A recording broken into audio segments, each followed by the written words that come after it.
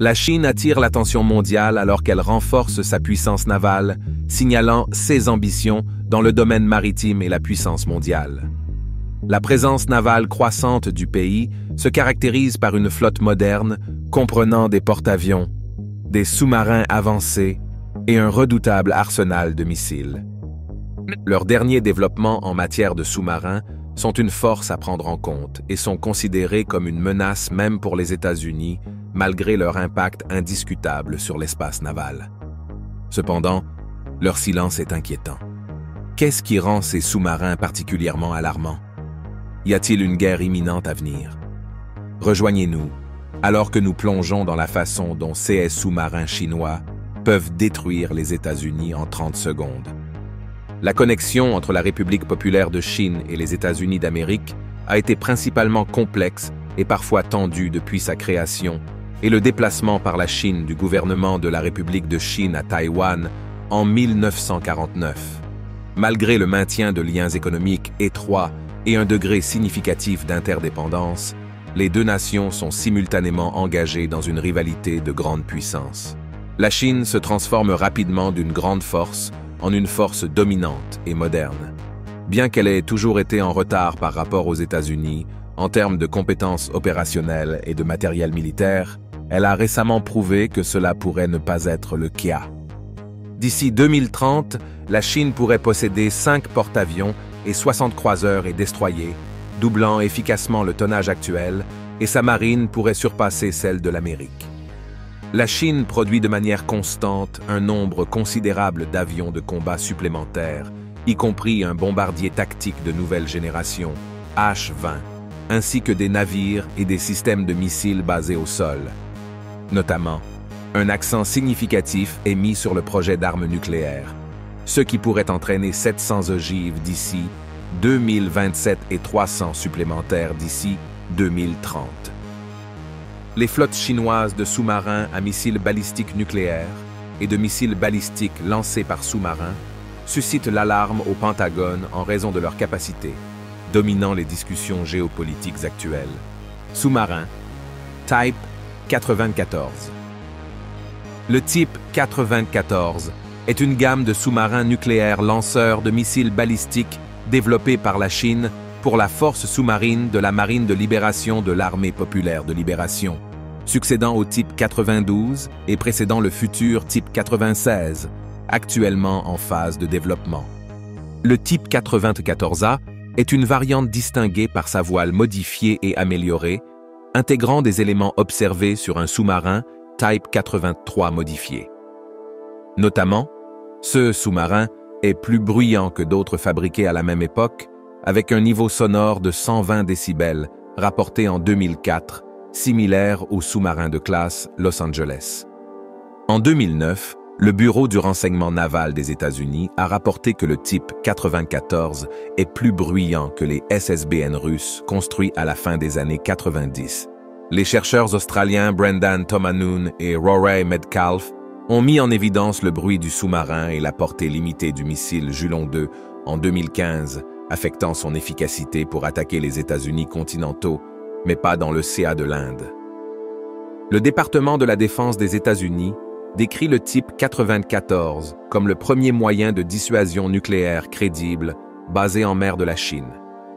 Initialement équipé de 12 missiles balistiques lancés par sous-marin Julong 2, transportant chacun une seule ogive avec une portée de 7200 km, ces sous-marins étaient capables d'atteindre certaines zones de l'Alaska lorsqu'ils étaient lancés depuis des positions près de la Chine.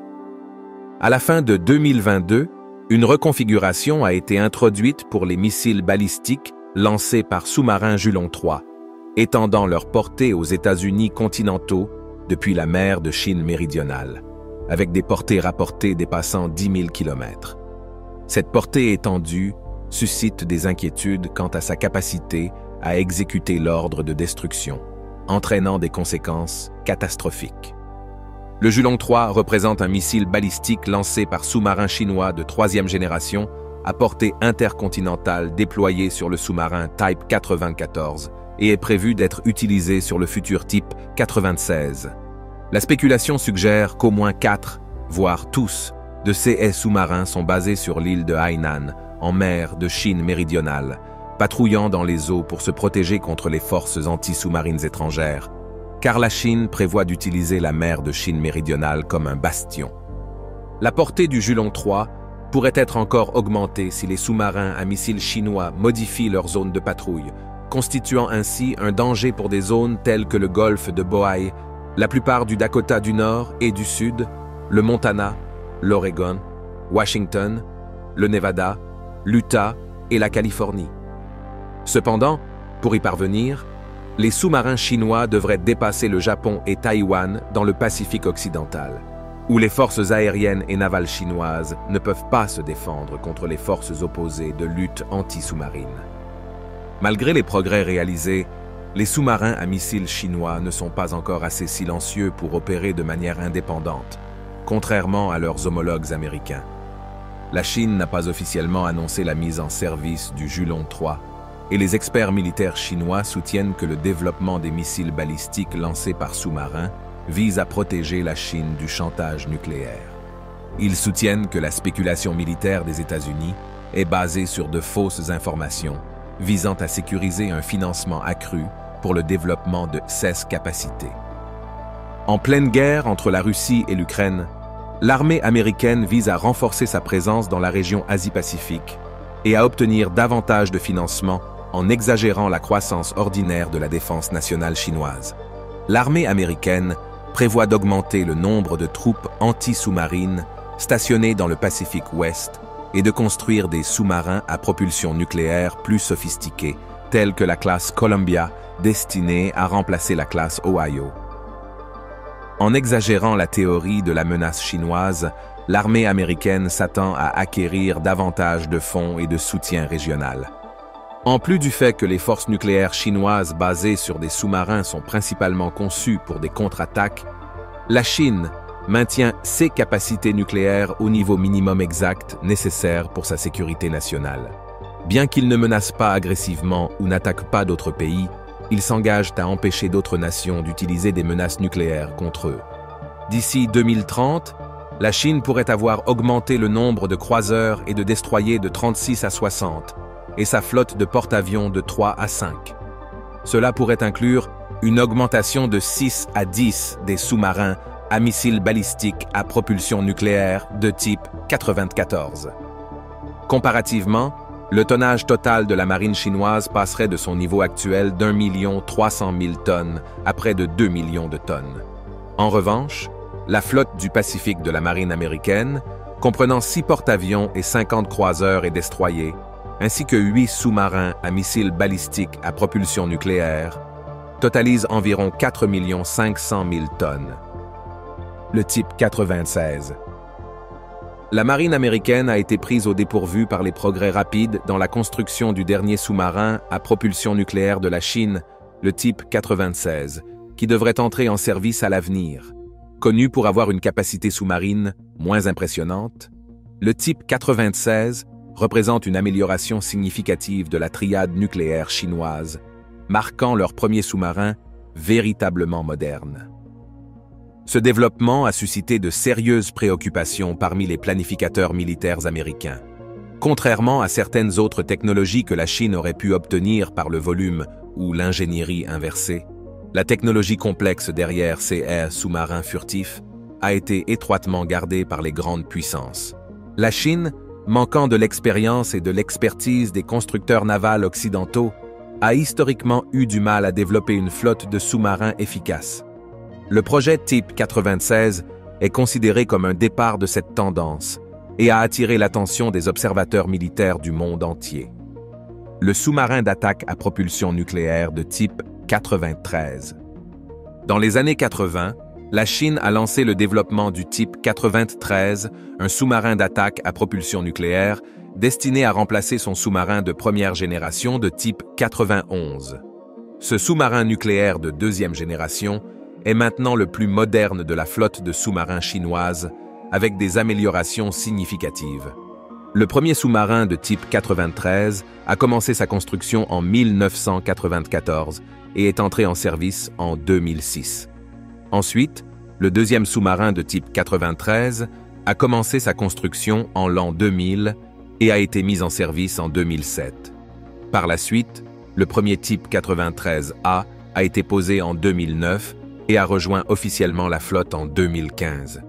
Désigné comme la classe Changde du type 93A, il fonctionne en collaboration avec le type 94A de classe Jin, qui agit comme dissuasion nucléaire de la Chine, armée de 12 missiles balistiques nucléaires.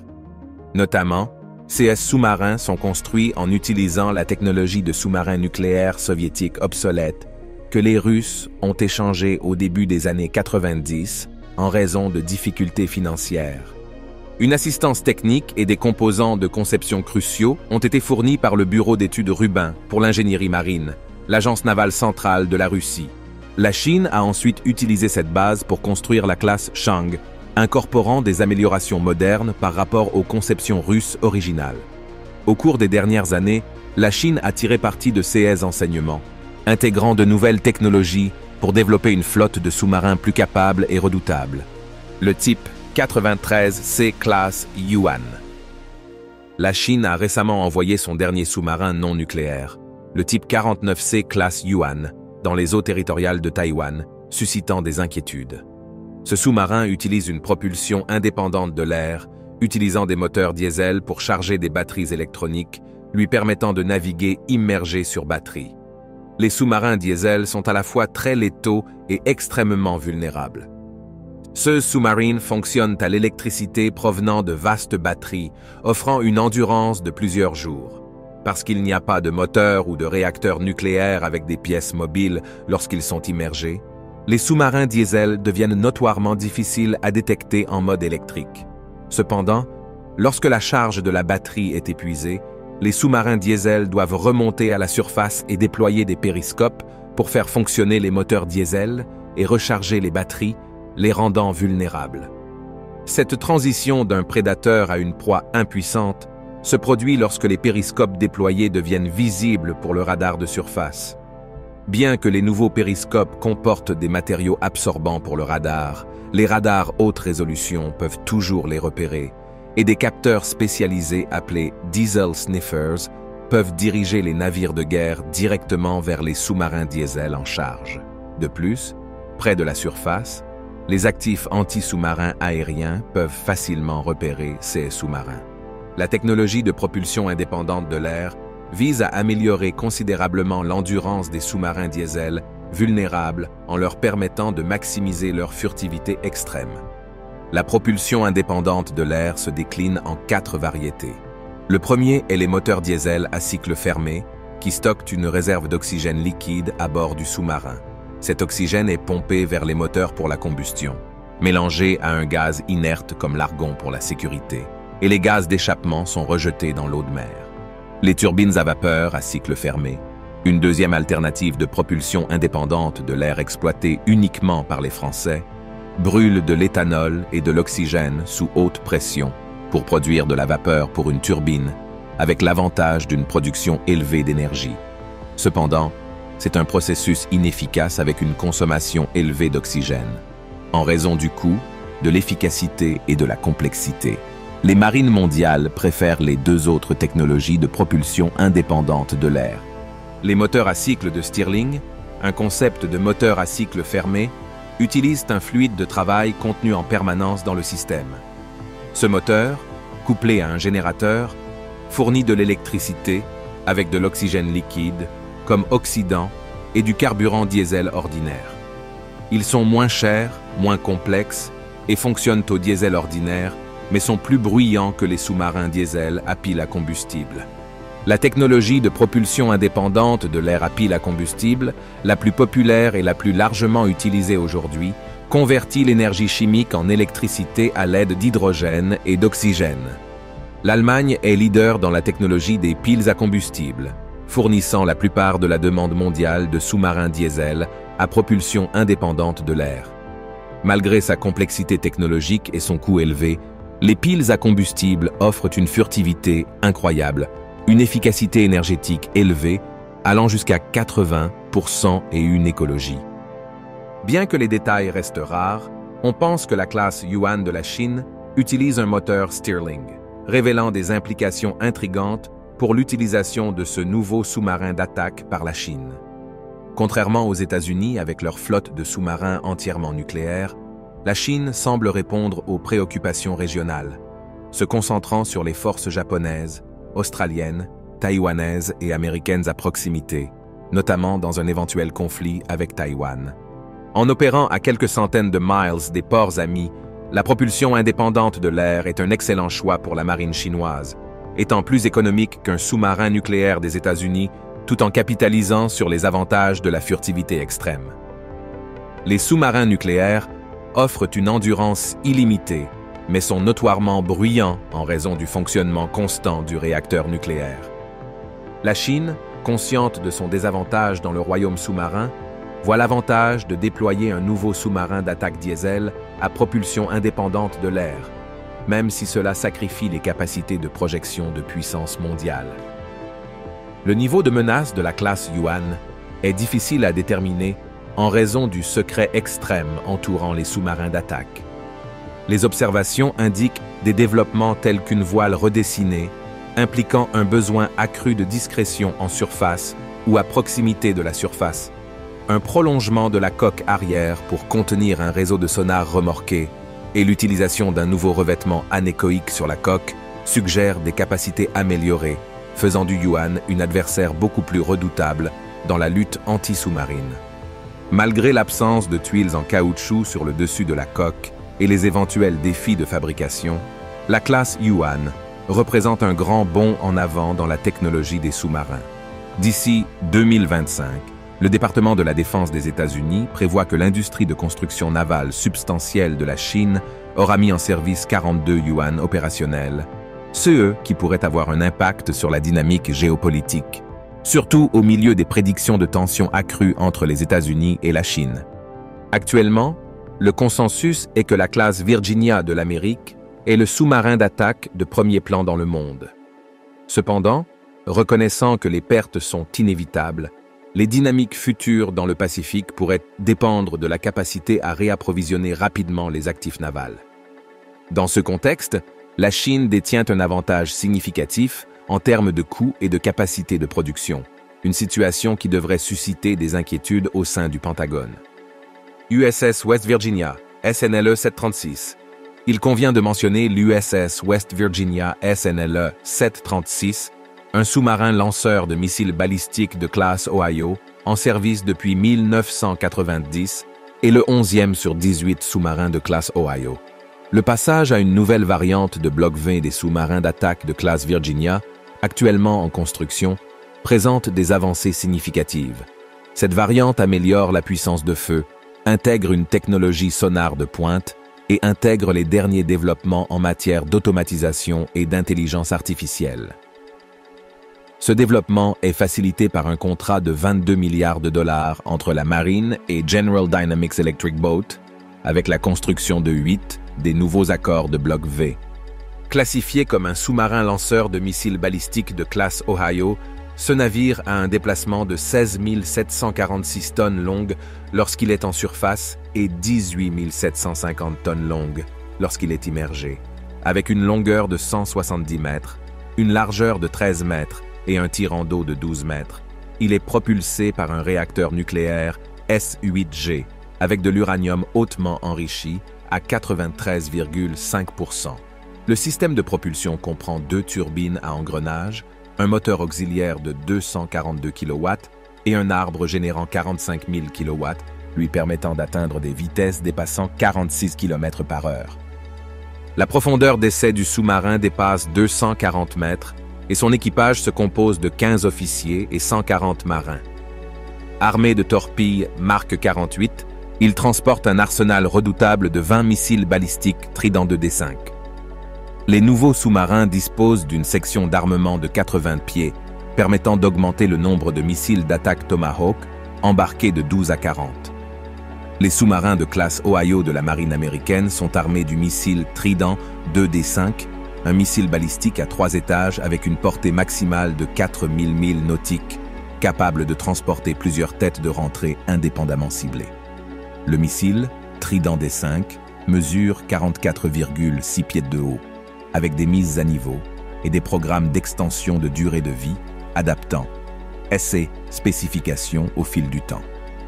Les têtes nucléaires sur le missile Trident 2D5 peuvent être soit de type Mark IV W76, soit de type Mark V W88. Dans le domaine de la puissance navale des États-Unis, il y a toujours quelque chose de nouveau qui se prépare. Sous-marin de classe Columbia. La nouvelle classe Columbia des États-Unis, actuellement en construction, pourrait être le vaisseau sous-marin le plus silencieux jamais fabriqué. Parmi ses caractéristiques, on trouve une propulsion électrique lisse et efficace, la distinguant du système de propulsion à entraînement mécanique utilisé dans d'autres sous-marins de la marine. Il arbore également une poupe en forme de X de conception non conventionnelle. La classe Columbia, précédemment appelée sous-marin de remplacement de l'Ohio et sous-marin de suivi futur SSBN-X, représente la génération à venir de sous-marins lanceurs de missiles balistiques à propulsion nucléaire conçus pour succéder à la classe Ohio existante dans la marine américaine. La construction du premier sous-marin a commencé le 1er octobre 2020, avec pour objectif de le mettre en service d'ici à 1931. Un développement notable s'est produit le 3 juin 2022, lorsque la marine a déclaré que le premier navire de cette classe serait nommé USS District of Columbia. Cette décision a été prise en raison de l'existence d'un sous-marin d'attaque déjà nommé USS Columbia. Malgré cet ajustement de nomenclature, la marine a maintenu la classification globale de la flotte comme étant de la classe Columbia. La classe Columbia, succédant à la classe Ohio, est un type de sous-marin lanceur de missiles balistiques avec un coût prévu de 109,8 milliards de dollars pour un total de 12 navires pour l'exercice financier 2021. Le coût unitaire estimé est de 9,15 milliards de dollars par navire. Caractérisé par un déplacement de 28 010 tonnes longues en immersion, le sous-marin de classe Columbia a une longueur de 171 mètres et une largeur de 13 mètres. Sa propulsion est facilitée par le système S1B via un entraînement turbo-électrique et une turbine à jet, offrant une portée illimitée. Accueillant un équipage de 155 personnes, le sous-marin est équipé d'une version agrandie du sonar Alab de classe Virginia pour les capteurs et les systèmes de traitement. En termes d'armement, il dispose de 16 missiles Trident D5 ainsi que de tubes lance-torpilles. Une centrale nucléaire dans les nouveaux sous-marins de classe Ohio produit de la chaleur, la convertissant en vapeur qui propulse le navire vers l'avant tout en faisant tourner des turbines pour fournir de l'énergie. Cette propulsion repose sur des réducteurs de vitesse, convertissant l'énergie à haute vitesse en révolutions par minute de l'arbre nécessaire pour faire tourner une hélice de bateau. Les sous-marins, d'une longueur de 166 pieds, peuvent lancer 16 missiles, Trident 2D5 depuis des tubes longs de 44 pieds. Alors que les conceptions de sous-marins évoluaient de l'utilisation d'une hélice à l'emploi d'un propulseur pour améliorer le silence, la capacité de mouvement en surface a été perdue. La poupe en forme de X de la classe Columbia aborde cette question. La propulsion électrique, dépendante d'un réacteur nucléaire pour la chaleur et la vapeur, canalise la puissance vers un moteur électrique au lieu d'utiliser des réducteurs de vitesse pour faire tourner les hélices. Une ancienne étude du Massachusetts Institute of Technology, datant de l'époque où la propulsion électrique était envisagée pour les sous-marins, suggère qu'un moteur électrique utilise plus efficacement la puissance du réacteur installé que les entraînements mécaniques, libérant ainsi plus de puissance à bord pour diverses applications. Les technologies supplémentaires de la classe Columbia comprennent un système de navigation à joystick piloté par ordinateur, la technologie de pilotage par câble et la technologie de périscope à fibre optique. Ces avancées, conçues exclusivement pour le sous-marin de combat de classe Virginia Block 3, permettent au sous-marin de sélectionner automatiquement sa profondeur et sa vitesse grâce à une navigation automatisée. Bien que la marine américaine ait pu prendre du retard par rapport à son homologue chinois en termes de nombre pur, elle maintient sa domination, surtout dans la guerre sous-marine, où la supériorité technologique représente un défi redoutable pour Pékin. Ce nouveau sous-marin plus silencieux pourrait s'engager dans le même jeu de la guerre froide illustré dans le film, à la poursuite d'Octobre Rouge. La guerre est essentiellement un jeu d'échecs stratégique, et l'océan Pacifique sert de plateau. La durée de ce jeu peut s'étendre sur des minutes, des heures ou même des années. Merci de nous avoir regardés. Pendant que vous êtes encore là, cliquez sur le lien qui apparaît à l'écran pour regarder une autre de nos vidéos intéressantes. À bientôt.